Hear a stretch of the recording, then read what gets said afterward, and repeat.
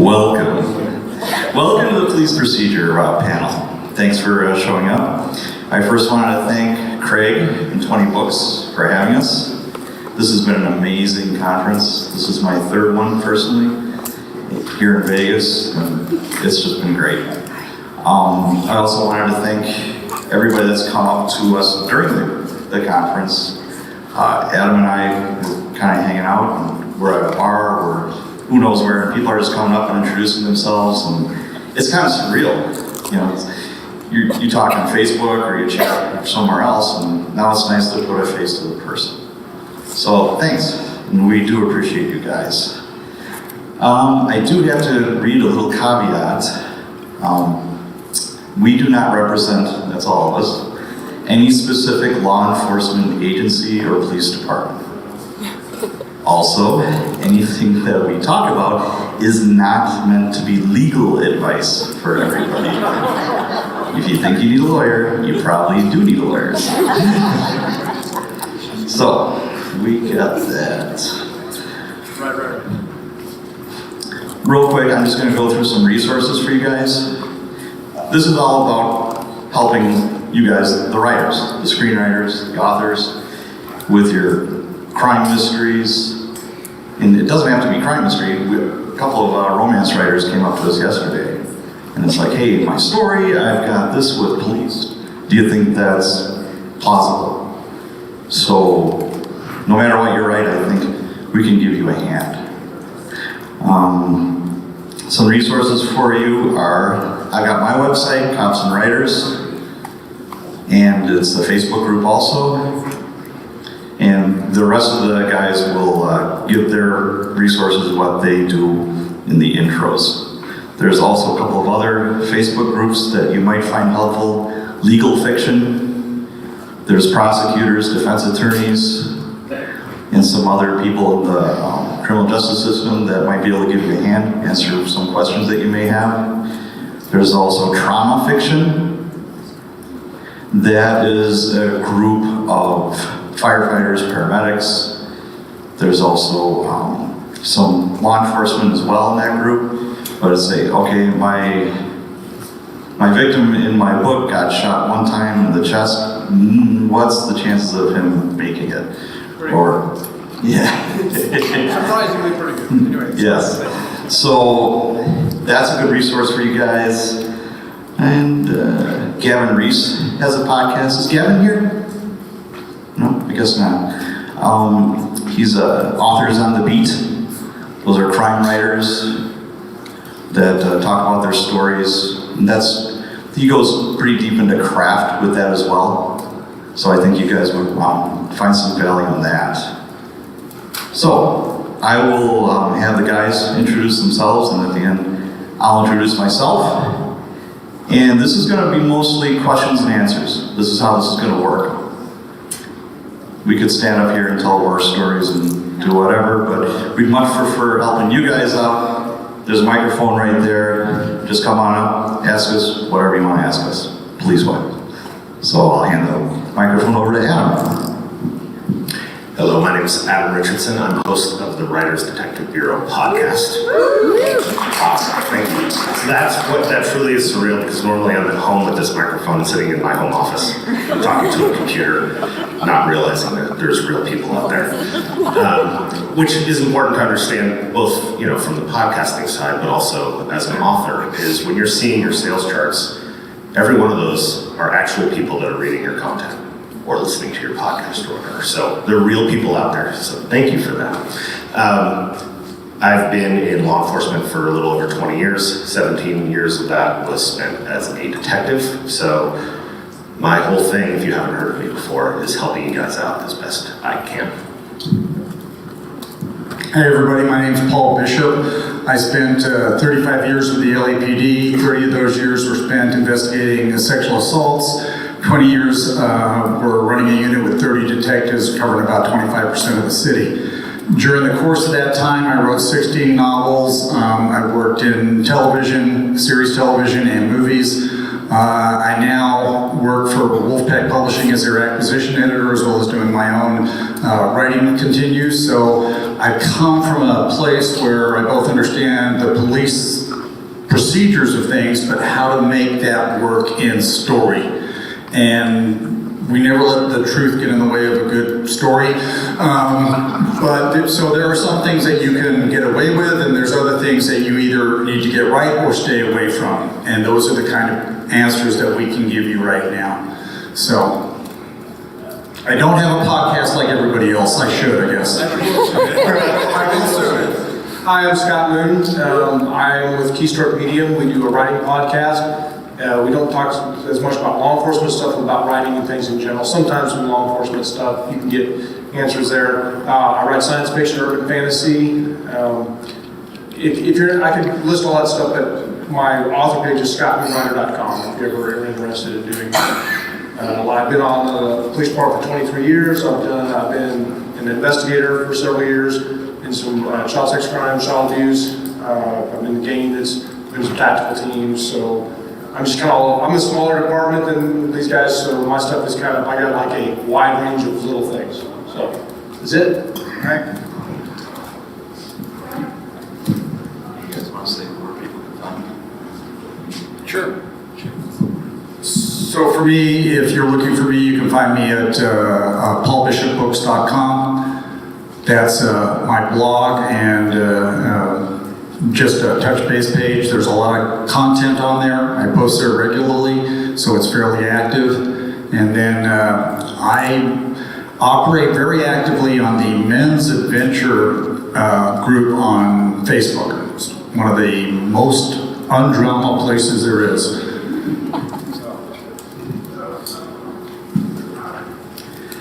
You can find me at writersdetective.com or any podcast player out there. So just out of curiosity, how many of you actually write police procedurals currently? How many of you want to but feel like you don't know enough? Okay, that's the majority of you. So I've got two secrets for you. One, if you watch any kind of reality television, you probably know more than most of the young guys that are becoming detectives right now. Second is every town that you guys live in, you have a resource in that town. It's in a building. Well, actually, there's two. There's one, there's the police department, and the other's the donut shop. But seriously, if you take advantage of the Coffee with the Cop events that are going on in your neighborhood, that's a great way to connect with local law enforcement to be able to help you with your writing if we can't do that. But again, beyond everything else, we are here to help you, so don't feel like you're doing it alone. And I'm telling you right now, you already know enough to be able to write in the genre.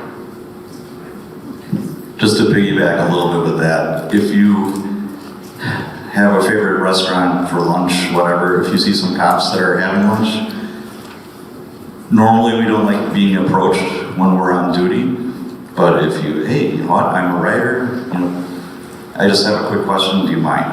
Make it very quick. Let me buy you a cup of coffee, or fry them with donuts. Either way.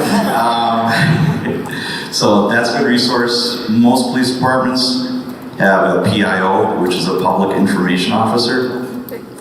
That might be a way to do that. Just going to the front counter of the police department and say, hey, I'm an author, I'm writing this story, because naturally we're suspicious.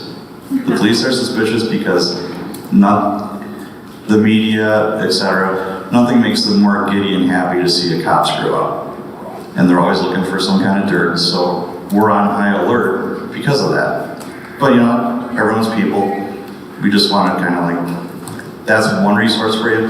Another is some larger communities, even some smaller ones, have citizen police academies.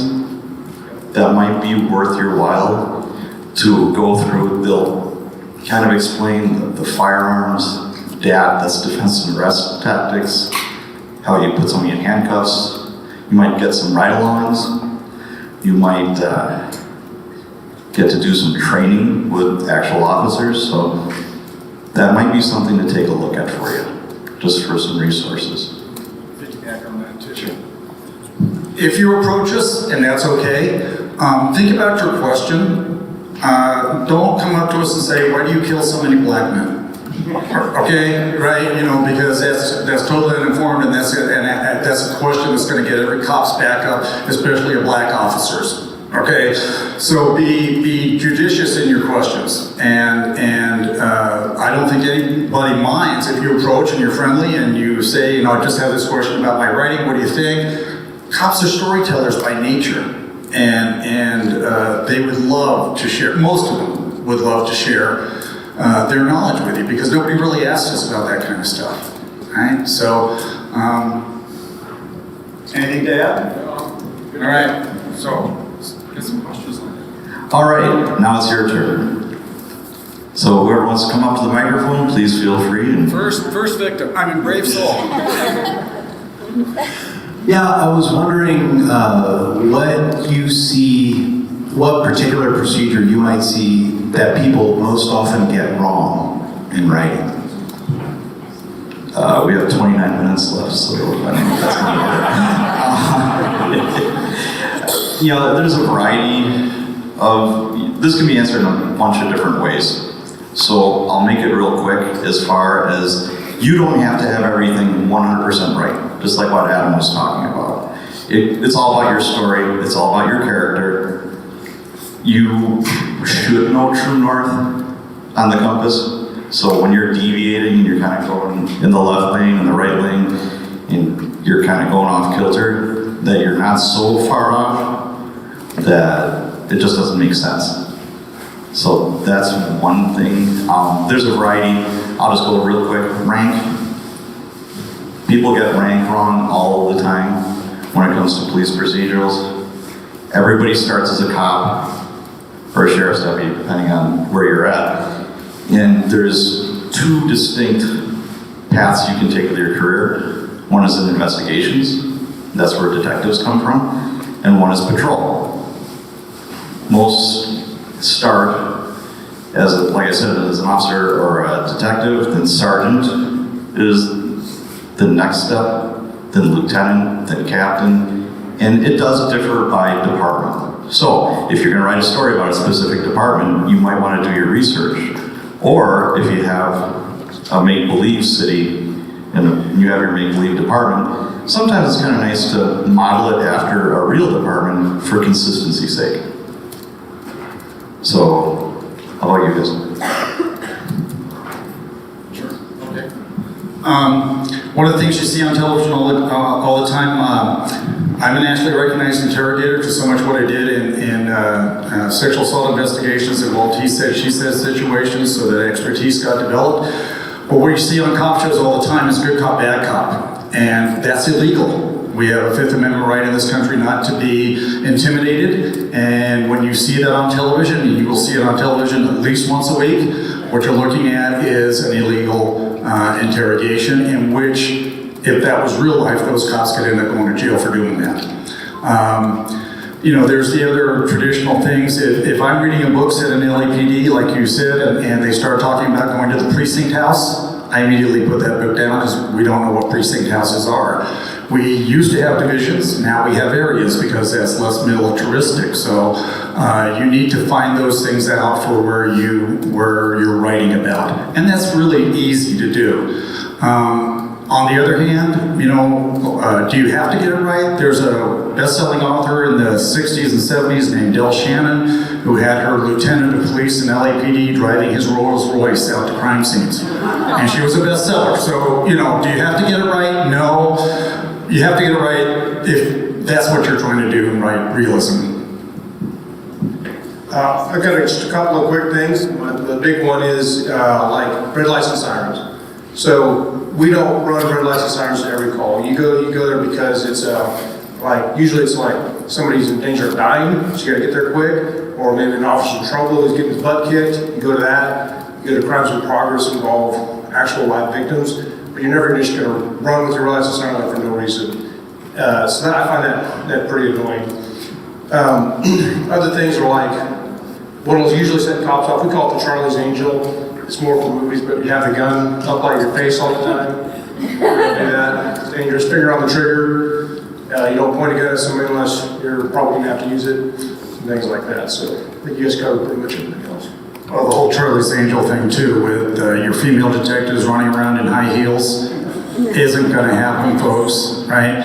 Not every male officer has a 6-pack or an 8-pack like you see on television. They're not all under 20 years of age. A lot of us are pretty road-worn, but that's where experience comes from. So kind of take that into account.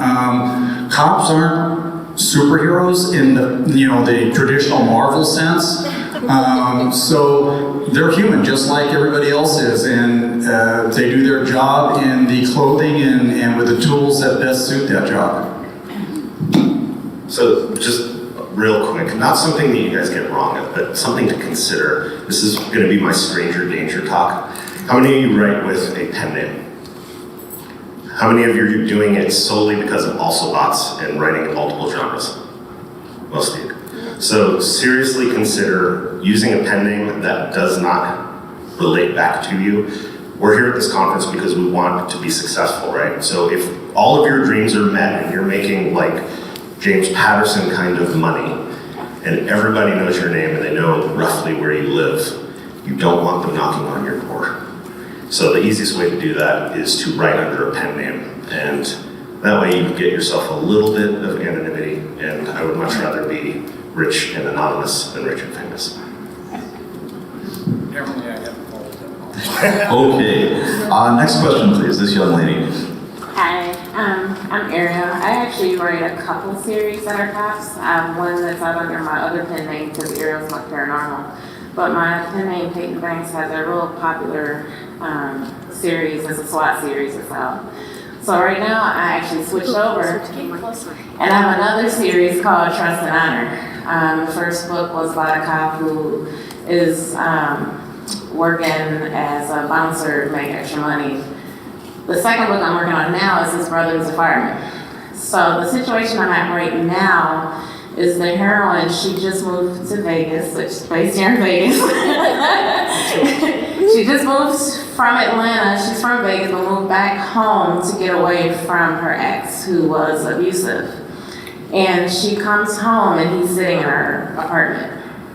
And basically how he got in the apartment was he spun a story to the manager that, oh, I'm surprising her, that's my girlfriend.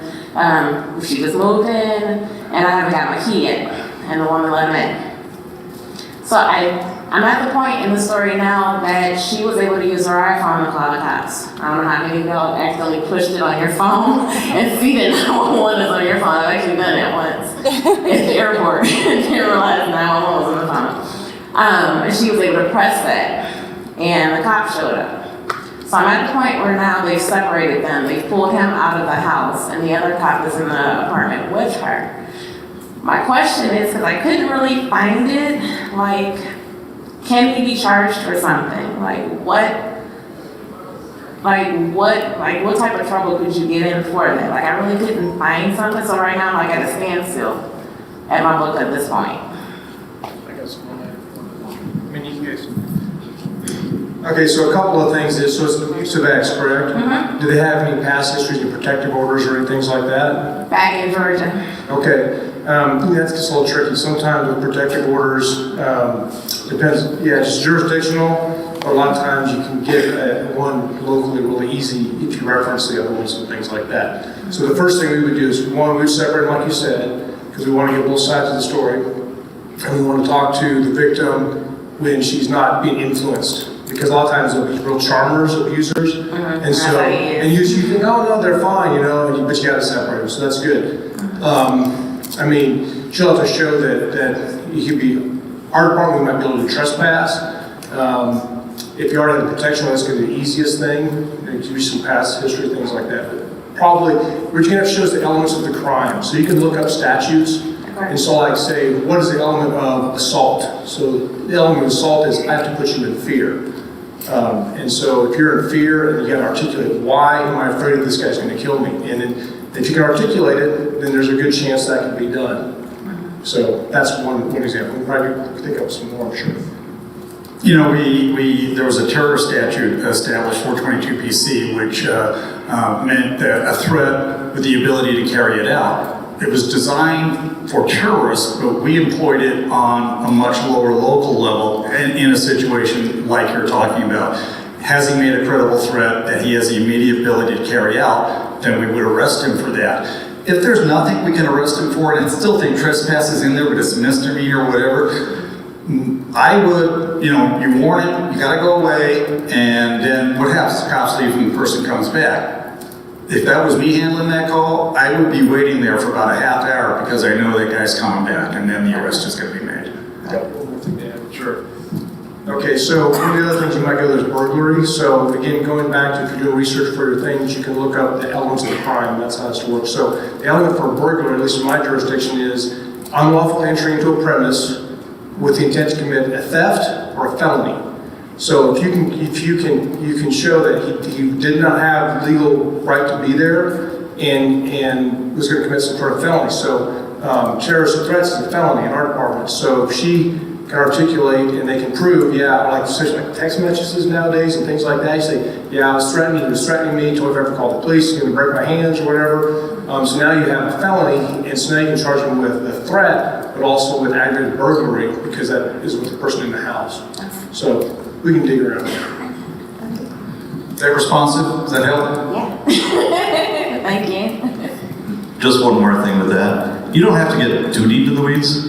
This person violated statute 340.3.12. Don't get too tied up in it.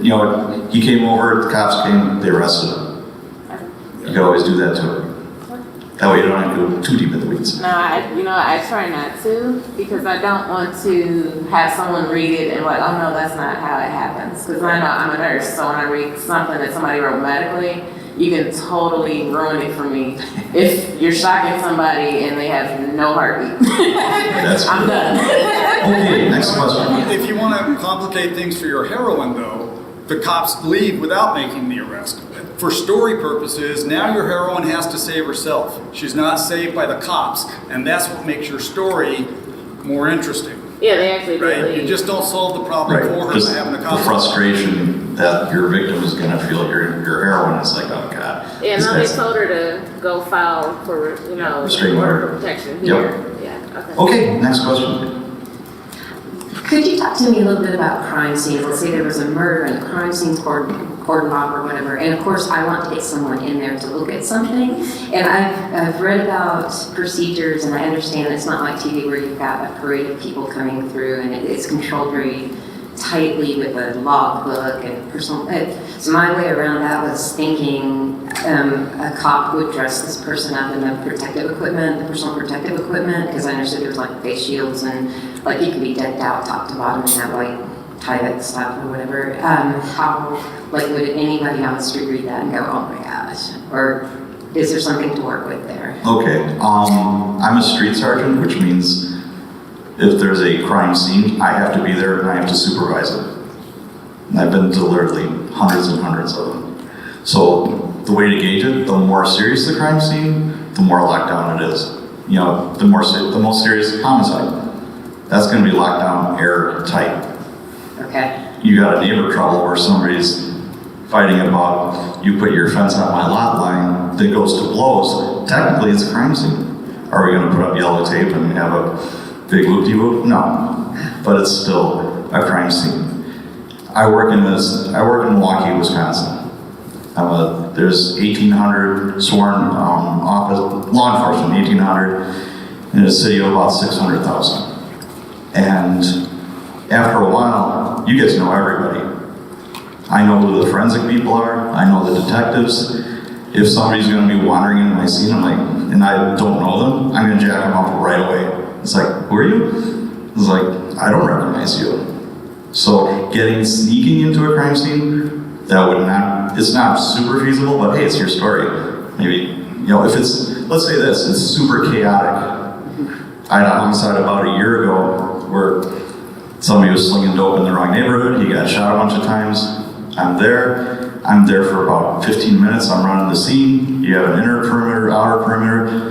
Then somebody's like, hey, the guy who shot him, he's like right over there in that house. I'm like, okay. Well, now we get that ups the ante. And I have to posse up a bunch of cops and we try and go get the bad guy who just killed this guy. So obviously, maybe if you have your guy who's trying to creep in, that would be the time to do it. say something else happens, some other inciting incident, maybe blow something up, who knows? Daredevil. I think the key thing to understand is that we log everybody that comes in and out of that crime scene. And that's because when we get to trial, we have to explain why everybody that was in there, rather than a looky-loo. Because if we're taking evidence out of there, we have to account for the fact that that's exactly the way it was when we got there. So nobody's bringing stuff in. You could consider having them be, your character be part of the crime scene cleanup after they've released the scene. I don't know how beneficial that would be.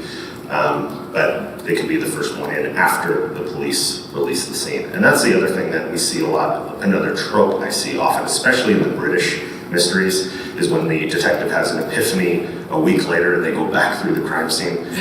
As soon as the police leave, we're done. We would need a search warrant to get back in there again. And so, the property owner gets to go back in there, or whoever's contracted for the crime scene cleanup, and the detective doesn't get to go back and do that second walkthrough. So, because it's now that we no longer control that scene, we can't control whether anything in there has come or gone since we had it. So I hope that helps. It does. So the person who comes through to record everything, whether through video or pictures and stuff, are they one of the first people in there? Well, I do two things. One, the photographer, it takes a while to get there. So the first thing is my crime scene, I'm doing a sketch, or having one of my people do a sketch, because things can get moved before the photography gets taken. Plus, the paramedics have free reign on your crime scene in a murder case, because they're the head can be over there and the body be over here, and you can't declare them dead. The paramedics have to arrive and declare them dead. I was serious. So a lot of times the position of the body has been changed. So I have to talk to the paramedics. Did you turn the body over because I see the legs are crossed, and they'll give me, or did you find him that way, which means the perpetrator turned the body over. The other thing is, if your person has a reason to be at the crime scene, my crime scene, and I want to bring in a witness or a special, a witness not necessarily to the crime, but a witness who has special significance, I can bring him in. It's my crime scene. So if it's my crime scene, I just go, hey, come on in, let me look at this, tell me what you think, now get out of my crime scene. So there's nothing, you don't have to sneak somebody in. If they have a reason, a rightful reason to be there, or the detectives have asked them to come in, there's no issue. There we go. There you go. Pretty much Scott was going to say, going on what said, if they have a reason to be like, so if you wanted to slip somebody in, a good person would be like a paramedic, because like you'll show up, especially if it's a fatality or a near fatality, or they're still rendering aid. Depends how early you want your people to get there. They can get there before the police get there, when there's just one officer who can't control everything. They can maybe do some things, or if it'd be hard to keep track of all the medics and EMS people and firefighters respond first. So sometimes the scenes are hard to control and making things. So that'd be my other. And you're looking for things like back in the day, cops used to chew a lot of sunflower seeds because they were trying to quit smoking. And you would get there and your crime scene would be covered in sunflower seeds, and it really would tick you off, because that meant that the officer that was supposed to be controlling that crime scene before you got there had been all over your crime scene and probably messed with the evidence. Things have changed since back in the day when dinosaurs roamed the earth when I came on the job. But you're still looking for that kind of thing. Who has messed up your crime scene by being there and not thinking about it? That's why you were saying you have an inner perimeter. So I put crime scene up around the crime scene, and then I put another outer perimeter so that all the brass, when they turn up, who think they're important, they get to go in that first perimeter, but they don't get into my crime scene, because that's my crime scene. And one last thing that you mentioned about the sketch. I mean, we all have cell phones in our pockets. We take pictures. But sketching, if you think about what you're doing when you're sketching, you are finding the minute detail that you are not going to see if you take a photo. Now I notice that wire's sticking out from that piece of tape, or that there's a keychain right here that I wouldn't have been able to see otherwise. But it's because I'm trying to represent reality onto paper with a pencil. You're going to pick up more of that crime scene than you would if you just snapped a photo. Awesome. Thank you so much. One more thing. Crime scenes do differ by department as far as the roles that are played. Where I work, say you have a homicide, you can expect 6, 8, 10 homicide detectives to show up. A lieutenant, sometimes even a captain if it's a real juicy one.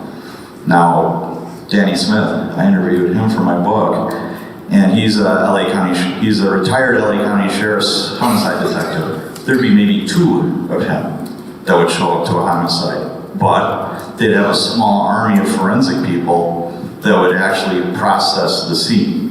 Where I work, maybe 1 forensic investigator will come that takes the pictures, video, as far as try to get fingerprints, DNA, blood samples. But the detective is saying, hey, could you please do this. They're directing that detective's in charge of the scene, whereas you're going to have another department where I said you have a small army of forensic people that work more independently. They're going to talk to the detective, obviously. They're going to have a brief, okay, are we missing anything, et cetera, et cetera. But it is situational on the department. So that's one thing that, again, you might want to do a little due diligence on. So it depends on the department. You bet. Next question. I have a question about collaboration. I find myself writing a lot about the FBI and Interpol and police, but I think that probably happens in real life very rarely.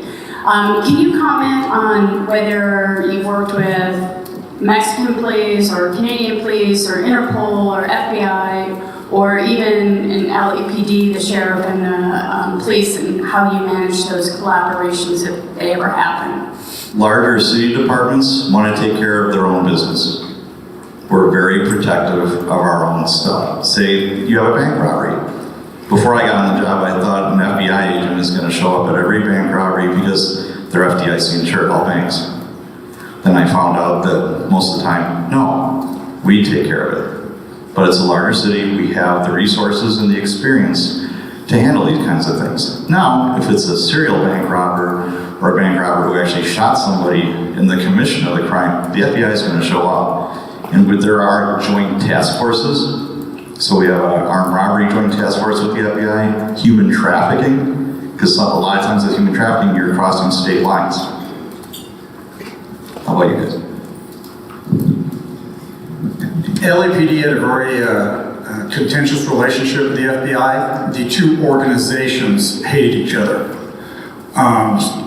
The individual FBI agents and the individual cops, you knew who you worked with and who you didn't work with. And so there were alliances that went on underneath the surface that weren't to do with the departments. We got our job done. LAPD, LA Sheriffs, right? We share borders. And if you have a homicide that's right on that borderline, you better get there first, otherwise you're going to find the body on your side of the border with drag marks. And I'm not kidding, right? Because everybody lives and dies by statistics, and if I can make you investigate that, then, yeah, he kind of slid that way and fell over onto your side. I think the conflict, at least where we're at, between the agencies is vastly overstated in most books and movies. We work very well with other agencies most of the time. So I think you can do either way as long as it makes sense and you stay consistent. Yep. Everybody knows Die Hard, right? The great Christmas movie. When the FBI turns up and they go, okay, we're in charge now, I fell out of the theater seat laughing because there is no way in hell they were going to be taking over that scene from us. And like they mentioned, the relationships with the agencies and the federal agencies definitely vary by agency. The agency that I work for works really well with the FBI, and again, they don't come in and take over like Hollywood will have you believe. More than anything, they come in with resources and they come in with money to be able to make things happen. And then the reality is that in a lot of these cases that are both a federal crime and a state crime, they'll have every intention of making it a federal crime, but then when it gets to prosecution, the U.S. Attorney is going to say, let's prosecute that at the state level. And just one last thing. One of the three problems that we have contention with the FBI is they don't have powers of arrest in the state of California. So if they want to make an arrest, they have to come to us, and we have to send officers out with them to make that arrest. And obviously you don't see that happen in television a whole lot. But I mean, that's just procedural stuff. Here's the deal, your readers aren't going to know that at all. A lot of cops aren't going to know that at all. So it's one of those things that you really don't have to get specific about. in your writing. You know, there's a lot of things, if you don't feel comfortable at the crime scene, and the crime scene has nothing to do with the rest of the plot of the story, then get into your crime scene and get out of your crime scene. Do it in a paragraph. Don't do 3 pages of that stuff because you're not progressing the story. So only if you really need it as a plot point do you need to do that kind of deeper dive. Make sense? Yep. Go real close to the microphone. It's not very small. Okay. My protagonist is a female investigative journalist, and in my series, she is developing a romantic relationship with a detective. Okay, he's going to jail. That's my question. Are there guidelines for romantic relationships between officers and the public based on what they do and what connections they might have? Perhaps some different departments do have written SOPs or rules and regulations. Mine does not. Common sense should be your barometer. And if you start violating the law... As if that works. Yes, exactly. So common sense should be, but if you start violating the law by obstructing the investigation, well, I guess, that's what's going to happen. It's a really good way to lose your really nice position in the homicide unit if you're passing info out of house. There will be policies regarding not disclosing information that's official to anybody that doesn't have a right or need to know. Thank you. And sometimes if a department finds out that 2 officers are dating, or they're married, right, they're not going to be working the same patrol car together. So one's going to be transferred to another division. Doesn't mean they can't have a relationship, but for the sake of just keeping people out of trouble, what are they doing on their shift together, remove temptation sort of thing. So they will be split up if that's the case. Thank you. Hello, I am coming from a little bit different bent. I'm writing crime thrillers. I want a little bit of proper police procedural because my protagonist is an everyday woman, but she's dating a cop. She's dating a Michigan State police officer. And I wanted to know, would it be worthwhile or a good idea to ask and to try to find some Michigan State police officers who would be willing to read as kind of advanced readers and give me feedback? Absolutely. Do you live in Michigan? I'm from Michigan. I live in West Virginia right now. Okay. Like I said before, face-to-face works the best. If you can develop a relationship, going to a district station. I'm not sure how Michigan, if it's state police, most of them are troopers. So they're not investigating, their primary job is speed enforcement, traffic law enforcement, investigating crashes, doing commercial motor vehicle inspections, in drug interdiction. But the vast majority is doing traffic enforcement and what I just said. So there's a small percentage that do like the criminal investigation stuff. Yeah, it's a really small town area. I'm from farms and fields and forest, and that's it. And if the issues I raise are human trafficking, drug trafficking, and missing persons. I don't think you have to find a Michigan State police officer to read it, right? Because I think any law enforcement officer who you have contact with who's willing to read it and whose lips won't get tired when he reads it, if they're not catching procedural issues, then your reading public's not going to, right? So I wouldn't have, you don't have to go seek out somebody from that jurisdiction. I think find somebody local who you have a relationship with, and if they're willing to read it, then go by their guidance. Awesome, thank you so much. Last question.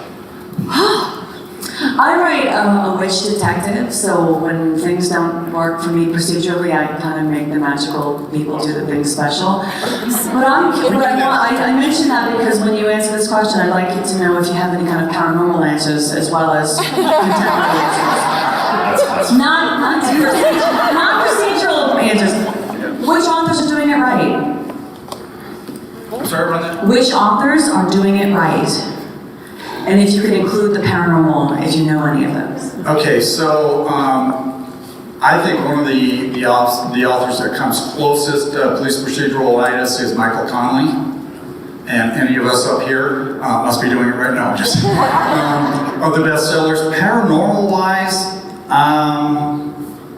I'm familiar with the genre, but I don't I don't know anybody who's doing specifically police procedurals. And in fact, the one I'm thinking of is where the heroine has the paranormal powers and the cop on the job is very frustrated by the things she keeps changing. It's kind of a big witch situation where her husband, so he's trying to get her to control her powers not to. So again, when you're entering into the paranormal realm, you can pretty much do whatever you want, and that's why you write paranormal, as long as it's consistent with the magic that you've established for the storyline. Right? You can't go outside of that because that's, breaking that plane. But I don't think you have to worry about it as much in there because everything you do is, out of the ordinary. But if you want true police procedurals, Michael Connelly's my first go-to guy. There was an episode of X-Files that I was freshly out of the police academy, and actually I kind of ruined the story by saying it was X-Files. I was flipping through television, thought it was an episode of Cops, and so it was an LA County Sheriff's deputy who was going on a disturbance call, and then he comes running out of the carport, because something attacked him and flipped this whole thing over. And it isn't until the foot pursuit ends that you realize it's an X-Files episode. And it was one of those suspensions of disbelief that it turned out to be Vince Gilligan, the guy who created Breaking Bad, wrote that story after that episode.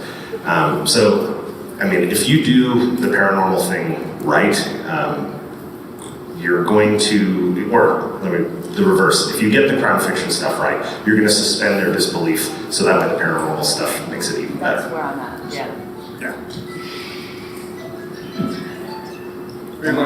One last question, but real quick. I think books usually get the details a little bit better than obviously TV or movies. Because once Hollywood gets their paws on it, it has to go Hollywood it up.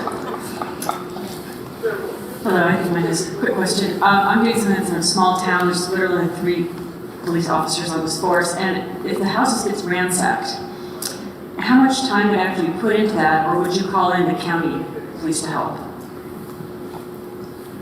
Okay, maybe a little bit more. Was the door kicked in? Did they take anything out of there? Like minor, the door's open, some stuff's out of place. But nothing's stolen? It's No. going to look like a common burglary to us, and so we're not going to spend a whole. It's going to look like a common burglary to us, and so we're not going to spend a whole lot of time other than, we'll take a report and all of that kind of stuff. If we know it's tied to a bigger crime, if that's where the officers who arrive or the detective arrive knows that that's part of a bigger crime, then we're going to spend more time there. But just an officer who arrives at a ransacked house, that's a daily occurrence in LA several times a day. So you're just thinking burglary, you're thinking the common things. And that's where fiction comes in, is when the cop thinks the uncommon thing, and that's where your story gets to go. The cop that comes out there, everybody else is treating it like normal, just a bunch of kids ransacked the place, but there's that one detective, your hero or heroine, who goes, yeah, but I saw that, and that made me think this, and then you go down that path. So I work with smaller agencies a lot, so probably you can do what you want. If you have 3 people on there, so they have no manpower, they would probably ask the county sheriff. A lot of times in a small department, you have like they have to do a drug search warrant, it'd be like 1 municipal cop, the trooper who happens to live near there, and 2 county guys, they all know each other. But it's like in your case, if it's a small town, they got 3 people, they have very little manpower, they got all kinds of time. This might be the only case they work for weeks. And so they'll probably take their time on it, and they'll probably be cracking out skills they haven't used since the academy. Like, man, I got a fingerprint kid, and they're trying to find stuff, So yeah, you can take as much time as you want. But it would be okay for the officer to do that? It's okay. Oh yeah, we have officers in our department, probably you guys too, like on a normal burglary, you get out there, you have to wait 2 hours for the lab because there's been a shooting on the other side of town, and so all the officers are trained to throw prints, they're trained to take pictures, they can usually collect DNA, and lots of different things like that. All the basic stuff, most they can do, but you would bring a lab because they're going to do it at a higher level, and they'll do more complete job if it's more serious crime. We call it throwing powder when you're out there, and that powder does not come off of stuff. Yeah, it's right. So we were really to use that judiciously because it's awful. It gets into everything. All right. Thank you. And I've been in some homes that are like, is this ransacked? Oh, it's like that all the time. A lot of them. I really have done that. Okay, I think we're out of time. Thank you. Thank you very much for coming. Appreciate it. We're going to be around if you want to and answer your question. No problem whatsoever. Thank you very much.